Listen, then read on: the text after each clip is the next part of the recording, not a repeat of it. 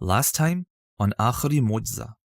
اور اگر مجھے اپنے رب کی نشانیاں دیکھنی ہے، اپنے رب کی عظمت دیکھنی ہے، تو اللہ تعالیٰ جس طرح کہتے ہیں نا، پہاڑ کو دیکھو، دریا کو دیکھو، اونٹ کو دیکھو. اب رب العالمین کہا تو کس چیز کو دیکھو؟ مختلف سوسائٹیز کو دیکھو، تاریخ کو دیکھو، دنیا کیسی تھی، کیسی کیسی سوسائٹیز اللہ نے بنائی، کیسے کیسے علوم میں، کیسے فنون میں انہوں نے مہارت حاصل کی، کس قوم کو کس چیز میں مہارت دی، کیا کیا کارنامے انہوں نے کیے.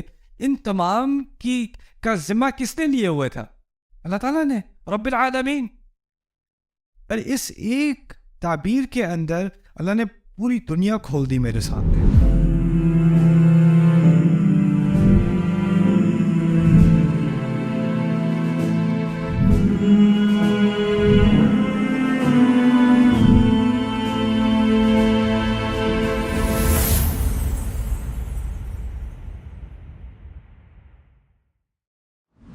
اوکے، ایک اچھا سوال تھا پچھلے سیشن کے بارے میں، العالمین کے بارے میں. اس بات کی کیا دلیل ہے کہ العالمین جہانوں کے لیے نہیں، لوگوں کے لیے استعمال ہو رہا ہے؟ میں نے بیسکلی لوگوں کی بات کی تھی نا. قرآن نے کہا ایک اور مقام پر، تبارک الذی نزل الفرقان علی عبدہ لیکون للعالمین نذیرا. اللہ تعالیٰ نے، کتنا مبارک ہے وہ جس نے قرآن کو نازل کیا، فرقان کو نازل کیا اپنے بندے پر، تاکہ وہ تمام عالمین کے لیے خبردار کرنے والا بنے. اگر آپ کہیں عالمین کا مطلب ہے آسمان، زمین، پہاڑ، ستارے، پہاڑوں کو خبرداری کی ضرورت ہے، آسمان کو خبردار کرنے کی ضرورت ہے. خبرداری کی، انذار کی ضرورت کسے ہوتی ہے؟ لوگوں کو ہوتی ہے نا. اولم ننہک عن العالمین، ایک رسول سے کہا گیا قرآن میں، ہم نے آپ کو عالمین سے منع نہیں کیا، یعنی آپ لوگوں کے چکر میں نہ پڑا کریں، ان کی باتوں میں عمل دخل نہ کریں، اپنی بات سے بات رکھیں، اپنے کام سے کام رکھیں. وہاں بھی العالمین کا ذکر کیا. قرآن میں بار بار العالمین لغت کے اعتبار سے اور قرآن کے اعتبار سے عالمین لوگوں کے لیے استعمال ہوتا ہے. اور اس کی اہمیت فاتحہ میں کیا ہے؟ فاتحہ کی میں بات ہو ہی نہیں رہی آسمان زمین کی اور اللہ تعالیٰ کی مخلوق کی. اصل میں فاتحہ کا بنیادی مقصد کیا ہے؟ ایک رشتے کو قائم کرنا ہے رب اور عبد کے درمیان. جو اگر آپ کہیں نا لب لباب کیا ہے فاتحہ کا، وہ یہ ہے رب اور عبد کا رشتہ. تو اس کا ہر لفظ واپس یا رب کی طرف جائے گا یا عبد کی طرف جائے گا. یہاں السماواتی والارض کہا ہوتا تو عبد کی طرف بات نہ جاتی، کہیں اور چلی جاتی. لیکن العالمین کیا ہے تو اللہ تعالیٰ کے بندوں کی طرف واپس ہے یہ بات. یہ قرآن کے الفاظ کا ایک دقیق استعمال ہے. ہر لفظ کا ایک مقصد ہوتا ہے صورت کے اندر. جب صورت کا مقصد سمجھ میں آ جائے تو ہر لفظ اس مقصد کی طرف آپ کو واپس لے جاتا ہے، اور وہ مقصد پھر خود ہی سے واضح ہو جاتا ہے. اب آگے لفظ آ رہے ہیں، بڑے پیارے الفاظ ہیں اللہ تعالیٰ کے. الرحمن الرحیم، کیا ترجمہ کریں جی الرحمن الرحیم کا؟ اردو میں کیا ترجمہ ہوتا ہے جی؟ بتائیں آپ مجھے. جو نہایت مہربان اور بہت رحم کرنے والا ہے، عام ترجمہ یہی ہے نا؟ ٹھیک ہے، پہلے عربی میں سمجھ لیتے ہیں. رحمان اور رحیم دونوں رحم سے نکلے ہیں. عربی کے اعتبار سے رحمان اور رحیم کا جو اصل ہے نا دونوں کی، وہ ایک ہی ہے، اور وہ کیا لفظ ہے؟ رحم. تو پہلے رحم کو سمجھ لیں. رحم میں 2 معنی ہیں. رب میں کتنے معنی تھے؟ 5. رحم میں 2 معنی ہیں. ایک ہے شدید محبت. شدید محبت، ایسی محبت جو اپنی محبت کے جواب میں کوئی توقع نہ رکھتی ہو. انکنڈیشنل بے لوس محبت. دوسرا معنی اس کا ہے مکمل طور پر کسی کا خیال رکھنا. ہر طرح سے کسی کا خیال رکھا جائے تو آپ اس پر رحم کر رہے ہیں. رحمت کا لفظ اصل میں عربی میں نکلا ہے رحم سے. رحم کہتے ہیں ماں کے پیٹ کو، اور ماں کے پیٹ سے ماں کا کیا تعلق ہے؟ ایک تو اس کو اس سے شدید محبت ہے، اور وہ عجیب قسم کی محبت ہے. جیسے جیسے بچہ بڑا ہو رہا ہے اس کے پیٹ میں، اس کی تکلیف میں اضافہ ہو رہا ہے، اس کو الٹی آ رہی ہیں، اس کو کمر میں درد ہو رہا ہے، اس کو کھانا ہضم نہیں ہو رہا، اس کو سانس نہیں آ رہی، اس کو نیند نہیں آ رہی، نہ نیند میں چین، نہ بیٹھے ہونے میں چین، نہ لیٹے ہونے میں چین، نہ کھڑے ہونے میں چین. اور اس کی تکلیف کی ایک ہی وجہ ہے، ماں کی ساری تکلیف کی ایک ہی وجہ ہے، کیا ہے؟ بچہ. اور جیسے جیسے وہ بچہ تکلیف میں اضافہ کرتا ہے، الٹا ماں اس سے کم محبت کے بجائے کیا زیادہ محبت کرتی ہے. پھر آخری لمحہ آتا ہے، بچہ تقریباً ماں کو مار ڈالتا ہے، تقریباً کتنا خون اس ماں نے بہایا ہے، اور زندگی میں اس کا اتنا خون نہیں نکلا ہوگا جتنا اس بچے کی وجہ سے نکلا ہے. اور نکلنے کے ساتھ ہی بدلہ لینے کے بجائے کہ تم نے کیا یہ میرے ساتھ، ساری دنیا کو وہ بھول جاتی ہے، اس کی ساری محبت بچے کی طرف. اور جب وہ بچہ اس کے پیٹ میں ہوتا ہے تو اس بچے کا مکمل طور پہ خیال کیا جا رہا ہوتا ہے. کرایہ پہ ہوا ہے، کھانے کا انتظام ہے، صفائی کا انتظام ہے، سارا انتظام کس نے کیا ہوا ہے؟ سب پوری طرح سے خیال رکھا ہوا ہے. رحم سے دو معنی نکلتے ہیں، شدید محبت اور مکمل خیال، مکمل طور پر خیال کرنا. اچھا، اب رحمت کا لفظ اردو میں بھی استعمال کرتے ہیں ہم. بھائی رحم کرو، استاد آپ کو ٹیچر آپ کو فیل کرنے والا ہے میٹرک کے امتحان میں، سر جی رحم کریں سر جی. رحم کا کیا مطلب ہوتا ہے؟ سزا نہ دیں. ہم کیسے استعمال کرتے ہیں؟ سزا نہ دیں، سر رحم کریں میرے چھوٹے چھوٹے بچے ہیں، ایک اور موقع دیتے ہیں. کیا مطلب ہے؟ سزا نہ دیں. پولیس والے نے روک دیا، بھائی رحم کریں پلیز یار، دیر ہو رہی ہے جاب کو، آئندہ نہیں کروں گا. رحم ہم کس طرح استعمال کرتے ہیں؟ سزا نہ دو. عربی میں رحم کیسے استعمال ہو رہا ہے؟ دو چیزوں کے لیے. کیا بتایا تھا میں نے؟ شدید محبت. میں یہ بات آپ کے سامنے اس لیے رکھ رہا ہوں کہ عربی زبان کے الفاظ ہم اردو میں استعمال کرتے ہیں، لیکن جب ہم ان کو اردو میں استعمال کرتے ہیں تو اس کے نئے معنی نکل آتے ہیں. لیکن ہمیں بہت ہی غلط قسم کا ایک اعتماد آتا ہے، نہیں قرآن کے بہت سارے الفاظ مجھے سمجھ میں آتے ہیں، قرآن میں ہے الرحمن الرحیم، رحم کرنے والا. رحم کی اردو، جس کی اردو زبان ہے اس کو کیسے سمجھ نہیں آئے گا؟ جی یہ رحم کا لفظ تو ہے لیکن یہ اردو نہیں ہے، یہ عربی والا رحم ہے، یہ اردو والا رحم نہیں ہے. اور ان میں فرق ہے کہ نہیں؟ وہ بہت بڑا فرق ہے. اگر میں اللہ کو رحم کرنے والا سمجھوں، میں سمجھوں بس وہ جو عذاب دینے والا تھا لیکن دیتے دیتے رک گیا تو اس نے رحم کر دیا. لیکن ماں کے رحم سے عذاب کا تو کوئی تعلق ہے ہی نہیں، بلکہ اس کا برا ترجمہ انگلش میں بھی بہت عام ہے، مرسی.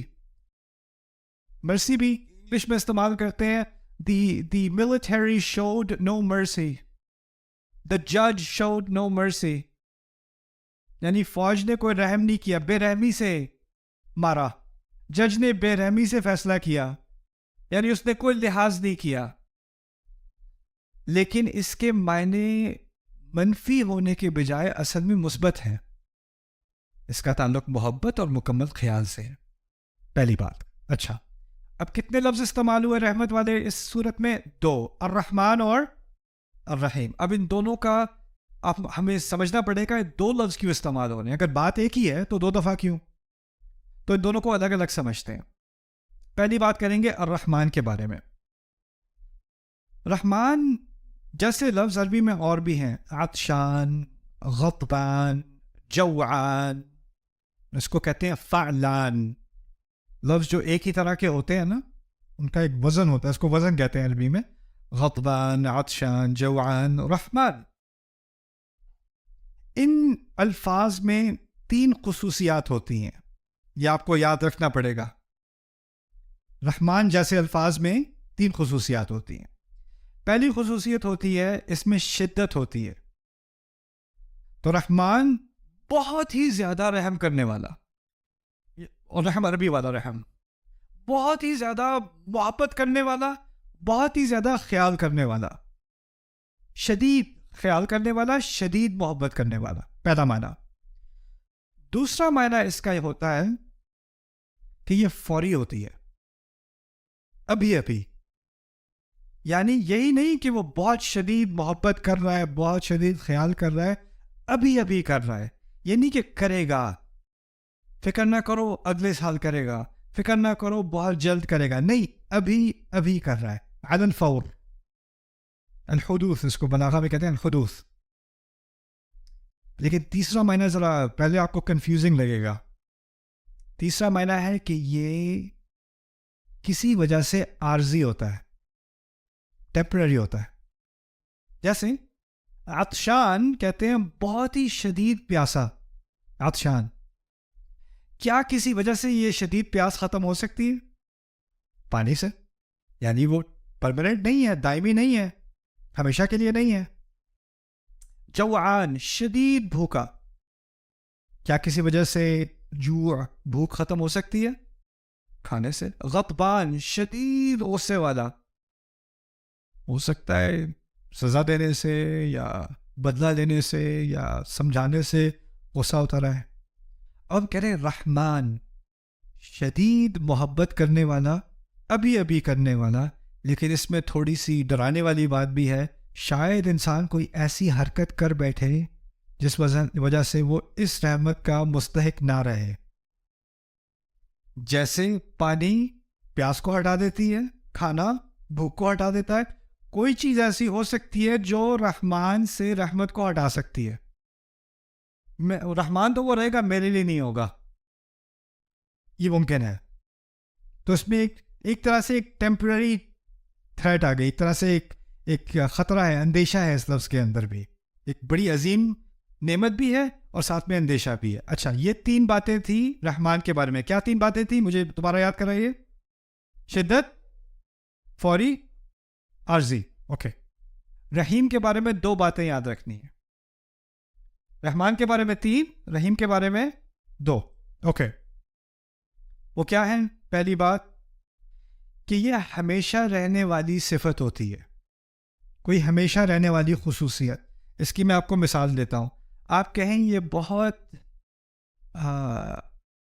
علم والا شخص ہے، بہت علم والا شخص ہے. وہ جب سو رہا ہے نا، وہ پھر بھی علم والا ہے. جب وہ جاگا ہوا ہے، وہ پھر بھی علم والا ہے. جب وہ کھانا کھا رہا ہے، وہ پھر بھی علم والا ہے. اور جب وہ اپنی علم کی بنیاد پہ کچھ سکھا رہا ہے، پھر بھی وہ علم والا ہے. یعنی وہ صفت اس کے اندر ہے، چاہے اس کا مظاہرہ ہو رہا ہو یا نہ ہو رہا ہو. وہ صفت ہے، اس کے اندر ہے، وہ ہمیشہ ہے. میں کہوں یہ لڑکا لمبا ہے، وہ خوش ہو یا نہ ہو، وہ گرم ہو یا سرد ہو، وہ یا اندر ہو یا باہر ہو، لمبا تو وہ لمبا ہی رہے گا نا. وہ ہمیشہ کے لیے لمبا ہے. یہ پرماننٹ اس کی ایک کوالٹی ہے، اس کی ایک خصوصیت ہے. یہ پہلی چیز ہے. دوسری چیز فعیل، جیسے رحیم، شریف، کریم، عزیز، سب میں یہی ہوتا ہے. پہلی چیز ہوتی ہے کہ یہ ہمیشہ کے لیے ہونے والی چیز ہوتی ہے. دوسری چیز ہوتی ہے قابلیت یا اہلیت. اس کو بھی سمجھنے میں کیا کہنا چاہ رہا ہوں. جیسے فرض کریں آپ کہیں آپ میں سے لیڈیز کو کہیں میرے شوہر جو ہیں وہ بہت صبر والے آدمی ہیں، بہت صابر انسان ہے. ابھی آپ پتہ نہیں، ہو سکتا ہے وہ بھی گھر پہ ہیں، ہو سکتا ہے کسی سے ان کی بات ہو رہی ہے اور اس وقت وہ بالکل صبر کا مظاہرہ نہیں کر رہے. ممکن ہے کہ نہیں؟ یا ہو سکتا ہے ابھی وہ سو رہے ہیں. اگر وہ سو رہے ہیں تو وہ صبر کا مظاہرہ کر رہے ہیں؟ نہیں، ابھی تو وہ صبر کا مظاہرہ نہیں کر رہے. لیکن ان کے اندر اس کی قابلیت ہے کہ نہیں، اس کا پوٹینشیل ان کے اندر ہے کہ نہیں. یعنی فعیل، کریم، عزیز، رحیم، اس طرح کے الفاظ ہوتے ہیں کہ صلاحیت تو ہے، لیکن اس کا معنی یہ نہیں کہ اس صلاحیت کا فوری طور پر مظاہرہ بھی ہو رہا ہے. وہ اس طرح سمجھنے کہ وہ اندر ہے، لیکن یہ نہیں معلوم کہ باہر آ رہی ہے کہ نہیں. جس طرح سمجھ لیں کہ گاڑی ہے، اس کا بہت ہی طاقتور انجن ہے، لیکن جب وہ انجن استعمال نہ بھی ہو رہا ہو، صلاحیت تو پھر بھی ہے نا اس کے اندر. یہ ہے رحیم. تو 3 معنی نکلے رحمان کے اور 2 معنی نکلے رحیم کے. اب یہ سمجھ لیں اگر صرف الرحمن کہا ہوتا تو کیا مسئلہ ہو جاتا؟ عارضی ہوتی، بات ہمیشہ کے لیے نہ ہوتی. اچھا، اگر صرف الرحیم کہا ہوتا، ایک تو شدت نہ ہوتی، اور ایک فوری طور پر نہ ہوتی، اور ایک امکان تو ہوتا کہ صلاحیت تو ہے رحم کی، لیکن اس کا مظاہرہ ہو رہا ہے یا نہیں ہو رہا، وہ تو رحمان کے اندر ہے نا.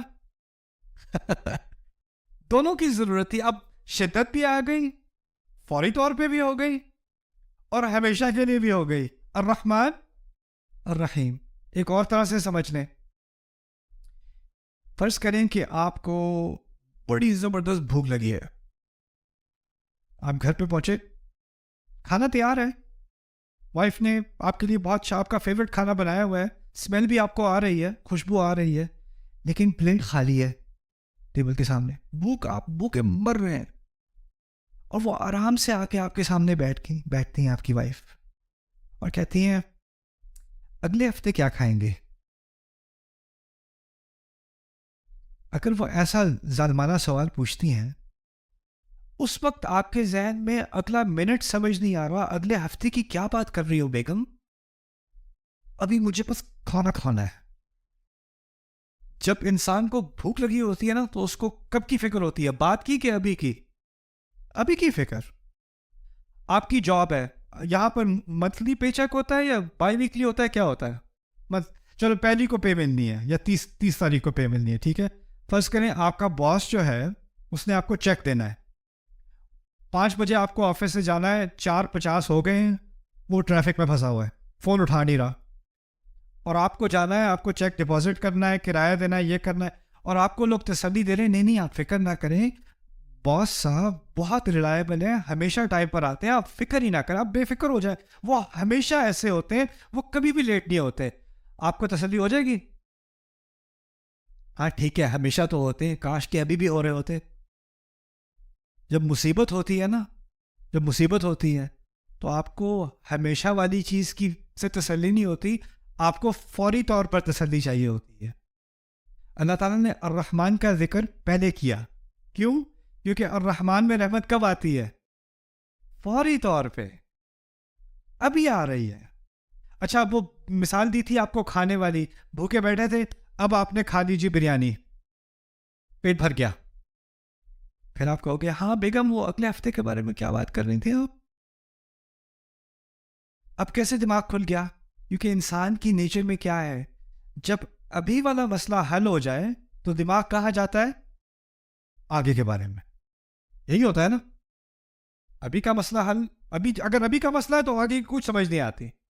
اگر ابھی کا مسئلہ حل ہو گیا, ایک دفعہ ادھر کی تسلی ہو گئی, تو پھر آگے کی. اسی لیے جو لوگ فائنینشلی مشکل میں ہوتے ہیں وہ آگے کی نہیں سوچ سکتے, اور جو لوگ فائنینشلی ویل آف ہوتے ہیں وہ تھراپسٹ کے پاس بہت جاتے ہیں, کیونکہ ان کو انگزائٹی ہوتی ہے کس چیز کی؟